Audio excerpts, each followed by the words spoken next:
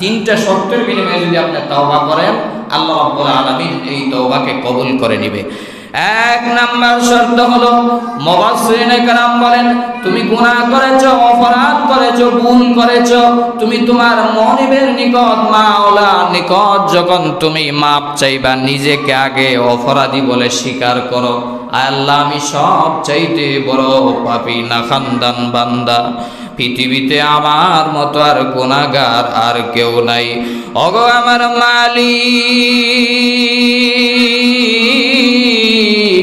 আমার চাইতে আর অপরাধী দুনিয়াতে আর কেউ নাই। আমি গুনাহ করতে করতে আসমান এবং জমিনের নিচরে সব চাইতে বড় অপরাধী হয়ে গিয়েছি, বড় অন্যায়কারী হয়ে গিয়েছি। আপনার ভুলের উপর আপনি আগে স্বীকারোক্তি দিতে হবে, এক নাম্বার শর্ত। দুই নাম্বার তাওবার শর্ত হলো, আপনি যদি অন্যায় করেন, ভুল করেন, গুনাহ করে ফেলেন, যত বড়ই গুনাহ হোক না কেন, তওবা করার সময় দুই নাম্বার কোয়ালিটি অবলম্বন করা লাগবে। দুই নাম্বার, আপনি যেই পাপটাই করেছেন এটার উপর অনুশোচনা আসতে হবে। এটা আমার দ্বারা হওয়া কঠিনকালেও সম্ভব না, জিনার মতো, বেবিচারের মতো কাজ আমি করে ফেলেছি।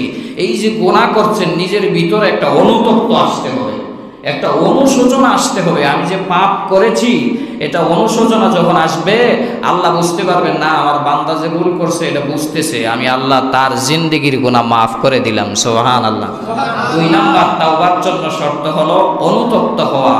তা স্বীকার করার সাথে সাথে সে অনুতপ্ত হবে, অনুশোচনা আসবে আর নিজেকে ছোট মনে করবে। এটা হলো তাওবার দুই নাম্বার শর্ত। আমার বানারা ভাইরা, যদি বান্দা বান্দিরা গুনাহ করতে থাকে, গুনাহ করতে করতে যদি পাহাড় পরিমাণ গুনাহ করে ফেলেন, তাওবা করার সাথে সাথে আল্লাহ তার জিন্দেগির গুনাহ মাফ করে দেয়। এই জন্য মুফাসসিরিনে কেরাম তাওবার তিন নাম্বার শর্ত দিয়েছেন, ভালো করে মনোযোগ দিবেন। তিন নাম্বার তাওবার শর্ত হলো, আপনি যত বড়ই পাপ করেন, সুদ খান, ঘুষ খান, চুরি করেন, ডাকাতি করেন, প্রেম ভালোবাসা করেন, পরকীয়া করেন, আর যতই অন্যায় কাজ করেন না কেন, টেবিলের নিচ দিয়া কালো টাকার ইনকাম করেন না কেন, জমিন লুট করে খান, ভাইয়ের হক, বোনের হক আত্মসাৎ করে খান, সর্বপ্রথম আপনাকে আগে এগুলা বন্ধ করতে হবে। ঠিক না বে ঠিক? যেই পাপ করতেছেন আগে এগুলা আগে বন্ধ করতে হবে। এমনি কি তাওবা মাফ হয়ে যাবে?